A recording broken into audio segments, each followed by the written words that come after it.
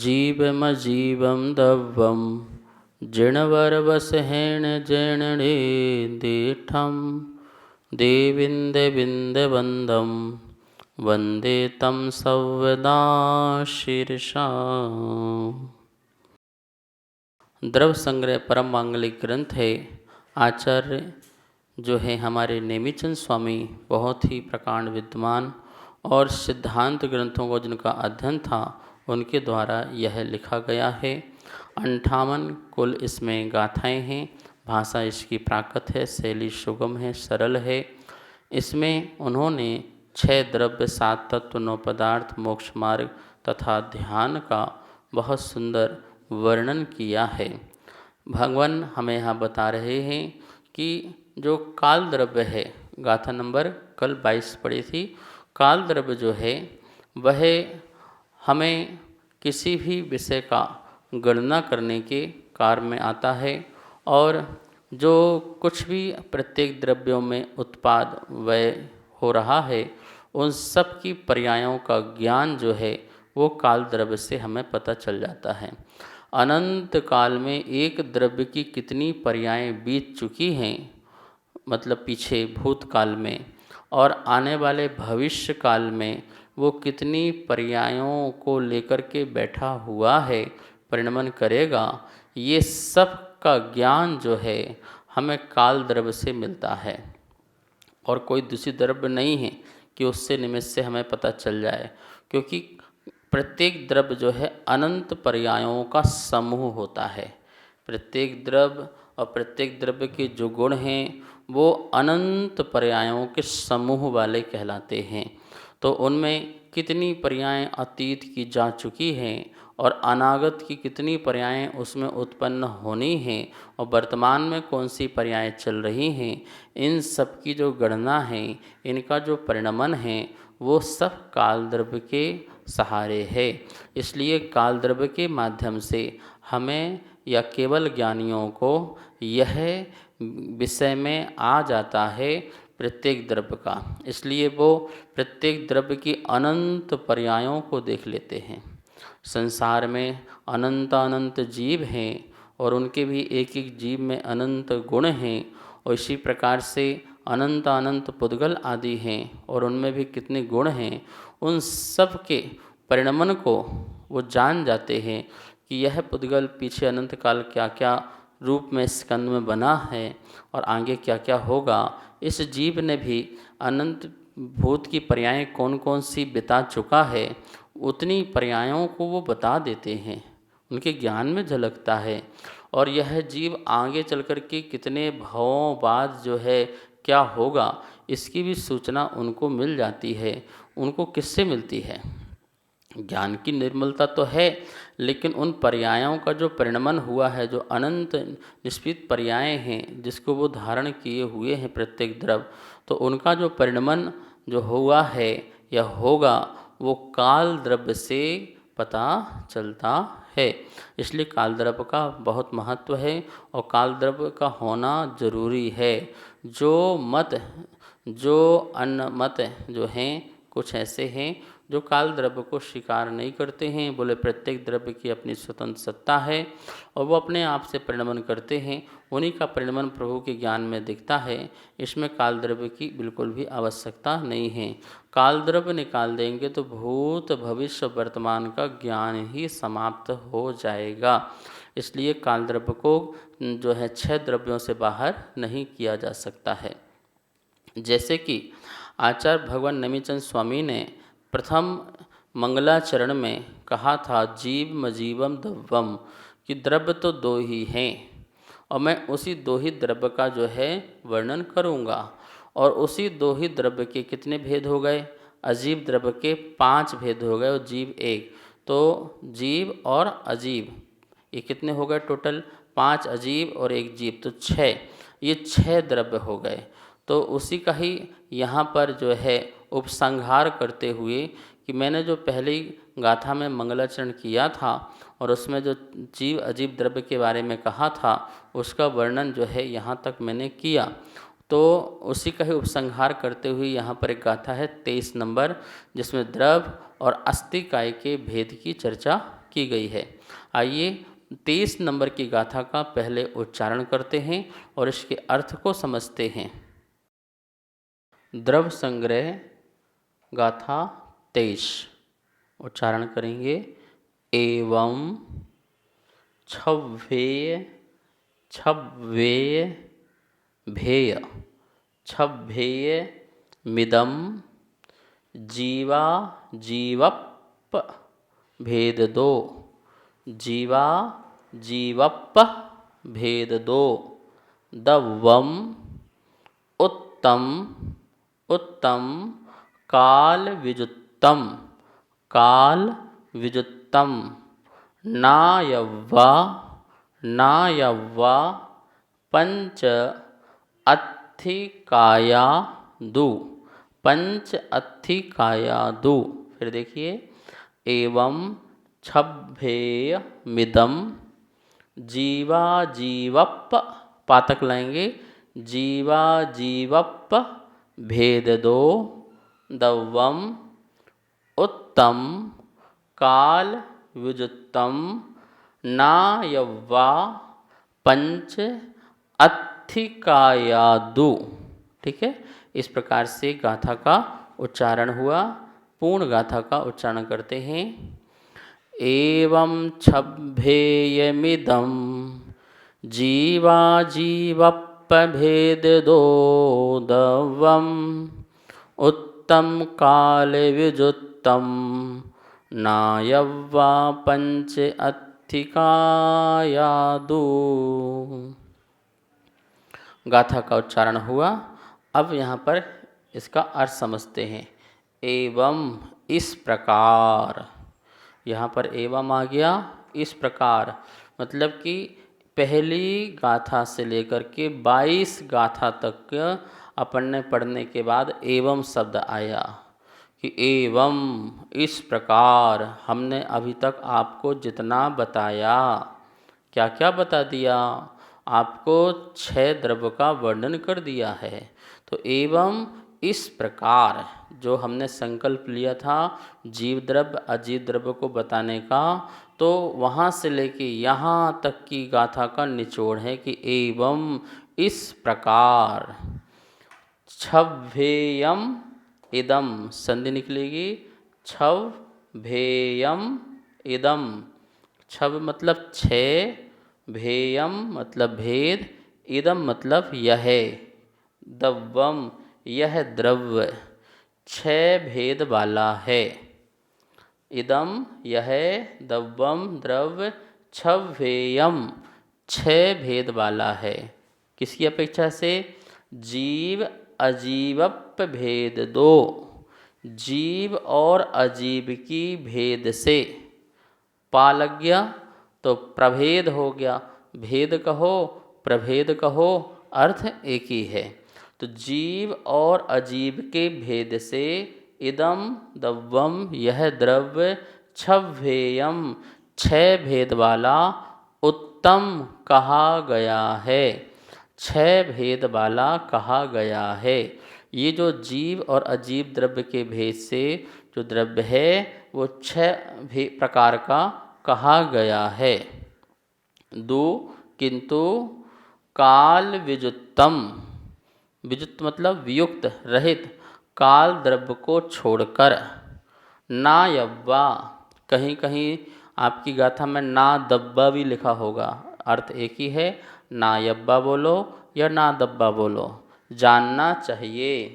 काल विजुत्तम, काल द्रव्य को छोड़ करके जानना चाहिए। क्या जानना चाहिए? शेष पंच अत्थिकाया, जो 5 द्रव्य हैं उन्हें अत्थिकाया अस्थिकाय जानना चाहिए। अत्थिकाया ना यब्बा, अस्थिकाय जानना चाहिए। कितने? 5 अस्थिकाय जानना चाहिए। ये जो 6 द्रव्य अपन ने पढ़ी जीव अजीव के भेद से, उसमें कह रहे हैं 6 द्रव्य में काल द्रव्य को छोड़ दीजिए, काल द्रव्य को अलग कर दीजिए, तो शेष कितनी द्रव्य बचेंगी? 5 द्रव्य बचेंगी। इन 5 द्रव्य को एक शब्द दिया गया है कि इन 5 द्रव्यों को हम अलग अलग कुछ ना बोलें, तो एक शब्द में हम क्या बोल सकते हैं? तो उनको अस्थिकाय बोल सकते हैं कि 5 जो हैं अस्थिकाय हैं, ऐसा नायब्बा जानना चाहिए। गाथा का अन्वयार्थ यहाँ देखते हैं। एवं इस प्रकार जीवा जीवप्य भेद दो, जीव और अजीव के भेद से दब्बम द्रव्य छव्येयम उत्तम 6 भेद वाला कहा गया है। दो परंतु काल विजुत्तम काल द्रव्य को छोड़कर पंच अत्थिकाया ना दब्बा शेष 5 द्रव्यों को अस्थिकाय जानना चाहिए। ये गाथा का अन्वय हुआ। यहाँ पर आचार्य भगवान कह रहे हैं कि अभी तक हमने आपको जो 6 द्रव्य पढ़ाई हैं, जीव, पुद्गल, धर्म, अधर्म, आकाश और काल, ये यद्यपि जीव और अजीव के ही भेद हैं। मुख्य रूप से द्रव्य 2 प्रकार की हैं, जीव द्रव्य और अजीव द्रव्य, और इसके भेद प्रभेद करेंगे तो ये 6 प्रकार से बन जाती है। ये 6 प्रकार के जो द्रव्य हैं, इनमें से कहा जा रहा है काल विजुत्तम। काल द्रव्य को अभी निकाल करके एक तरफ रख दो, ठीक है ना। अभी अपन 5 द्रव्य ले लेते हैं। कौन कौन से? जीव, पुद्गल, धर्म, अधर्म और आकाश। ये जो 5 द्रव्य हैं, ये कैसे हैं? तो इनको एक संज्ञा दी, एक नाम दिया, एक इन 5 के लिए एक नया नाम दिया। और वो नाम क्या दिया? द्रव्य नाम नहीं दे रहे हैं, द्रव्य से हट करके एक नया नाम दे रहे हैं, अस्थिकाया। ये अब आपके लिए नया नाम आ गया, ठीक है ना। तो इसका ये मतलब हो गया द्रव्य संग्रह में अस्थिकाय का भी वर्णन चल रहा है। अभी तो अपन सोच रहे थे द्रव्य का है, आगे 7 तत्व आदि का भी आएगा वर्णन, लेकिन यहाँ पर तो अस्थिकाय को भी पढ़ा दिया। कुंद कुंद आचार्य भगवान ने एक ग्रंथ लिखा है जिसका नाम ही है पंच अस्थिकाया। पंच अस्थिकाय बहुत सुंदर ग्रंथ है, और जिनको इनके द्रव्यों के बारे में बहुत सुंदर तरीके से डिटेल में पढ़ना, विस्तार में पढ़ना हो, तो उन्हें पंचास्तिकाय जरूर पढ़ना चाहिए। और ये ग्रंथ जो है बहुत ही मार्मिक ग्रंथ है, पंच अस्थिकाय। तो वो पंचास्तिकाय को, इतने बड़े ग्रंथ को, यहाँ पर जो हमारे आचार्य नेमिचंद स्वामी हैं, उन्होंने 1 या 2 गाथा में ही पूरा अस्थिकाय का वर्णन कर दिया कि भैया देखो, हम तो एक बात बता रहे हैं, काल द्रव्य को निकाल दो, ये 5 अस्थिकाय हो गई हैं। और आगे ये भी बताएंगे कि वो अस्थिकाय क्यों हैं, अस्थि क्यों हैं और काय क्यों हैं। अब ये तो अपन ने इस गाथा के अनुसार तो यही समझें कि 5 कौन कौन से अस्थिकाय हैं। आपको अब द्रव्य नहीं बोलना है। अभी तक आप जीव द्रव्य बोल रहे थे, पुद्गल द्रव्य बोल रहे थे, धर्म द्रव्य बोल रहे थे, अधर्म द्रव्य, आकाश द्रव्य बोल रहे थे। नहीं, अब द्रव्य नहीं बोलना। जीव अस्थिकाय, ठीक है, पुद्गल अस्थिकाय, धर्म अस्थिकाय, अधर्म अस्थिकाय, और इसी प्रकार से आकाश अस्थिकाय। काल अस्थिकाय नहीं बोलना, क्योंकि काल द्रव्य को तो हटा ही दिया, काल विजुत्तम उसको छोड़ करके। तो इस प्रकार से ऐसा आचार्य भगवान ने क्यों किया? क्यों किया? काल द्रव्य को अस्थिकाय में क्यों नहीं रखा? कि काल द्रव्य जो है कालाणु है, एक एक प्रदेश में एक एक है, तो काल अणु है, अणु की तरह एक है, और वो सभी अणु मिलकर स्कंद नहीं बन सकता है, एक नहीं बन सकते हैं, इसलिए वह एक प्रदेशी है। अस्थिकाय का अर्थ क्या होता है? अस्थि मतलब जिसका अपना अस्तित्व हो, विद्यमान है, जो सत है, तो वो अस्थि है। तो अस्थि की अपेक्षा से तो 6 द्रव्य ही अस्थि हैं, काल द्रव्य भी अस्थि है। लेकिन एक शब्द और जोड़ा है, काय। काय जैसे शरीर है, शरीर का प्रमाण जो है वो पूरा काय है। तो ये शरीर कितना है? बहुप्रदेशी है। यहाँ से लेके यहाँ तक हमारा शरीर कितना है? बहुप्रदेशी। छोटा सा जीव है वो भी बहुप्रदेशी। तो ये काय होने के कारण, काय जैसे होने के कारण, शरीर जैसे होने के कारण, जो शरीर के बहुप्रदेश हैं, ऐसे ही सभी द्रव्यों के बहुत प्रदेश होने के कारण उनको काया की उपमा दी गई है। यद्यपि कोई जो है धर्म, अधर्म, आकाश और जीव, ये कोई काय नहीं है, मतलब शरीर नहीं है। शरीर जैसे बहुप्रदेश होने के कारण उनको काय की संज्ञा दी गई है। तो इन द्रव्यों में ऐसा पाया जाता है, बहुप्रदेशपना होने के कारण इनको काय, और चूँकि इनका अपना संसार में सत है, अस्तित्व है, इसलिए अस्ति हैं, इसलिए अस्ति, बहुत प्रदेश हैं, इसलिए काय। ठीक है ना। एक जीव में भी बहुप्रदेश हैं, इसलिए एक जीव भी अस्ति काय है। जो पुद्गल द्रव्य है स्कंद की अपेक्षा से, उसमें स्कंद बनने की शक्ति है, तो उसके बहुत सारे परमाणु इकट्ठे हो जाएंगे, तो संख्यात, असंख्यात, अनंत, अनंतानंत, इसलिए उसको भी काय, उसको भी काय कह देंगे, और अस्तित्व है ही है, तो इसलिए अस्ति काय है। और जो धर्म द्रव्य है पूरे लोकाकाश में अखंड रूप से एक है, तो उसके भी बहुप्रदेश हैं और है, इसलिए वो भी अस्ति काय है। अधर्म द्रव्य भी पूरा अखंड रूप से लोकाकाश में एक है, लेकिन प्रदेश बहुत हैं, तो है और बहुप्रदेश हैं, इसलिए अस्ति काय है। और आकाश द्रव्य जो है वो लोकाकाश दोनों में अखंड रूप से एक है, इसलिए है, और बहुप्रदेश होने के कारण उसे काय, इसलिए उसको भी अस्ति काय, आकाश अस्ति काय। इस प्रकार से इस गाथा के माध्यम से आचार्य भगवान ने अपेक्षा से वस्तु समझाने का हमें जो है निर्देशन दिया है। वो बता रहे हैं कि वस्तु जो है अनेकांतात्मक है, और उसका जो कथन है स्यादवाद रूप से होता है। हम अपेक्षा से वस्तु को समझते हैं तो हमें वस्तु समझ में आ जाती है। यदि हम अपेक्षा ना करें, ना लगाएं, सापेक्षता से ना समझें, तो वस्तु फिर वो मिथ्या भी हो सकती है, मतलब कि हमारा ज्ञान भी मिथ्या हो सकता है। वस्तु तो वही है, ज्ञान मिथ्या हो सकता है।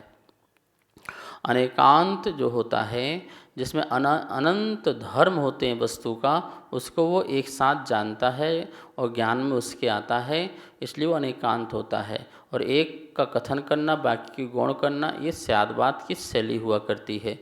यहीं पर अनेकांत और स्यादवाद की शैली से यहाँ पर आचार्य भगवान ने पंच अस्तिकाय को अपन को यहाँ पर समझाया है। और अब ये अस्ति और काय किसे कहते हैं, इसका वर्णन अगली गाथा में आचार्य भगवान कहेंगे। समय हो चुका है, आइए माँ जनवाणी की स्तुति करते हैं। वाणी के ज्ञान ते सूझे लोकालोक, सो वाणी मस्तक नमो,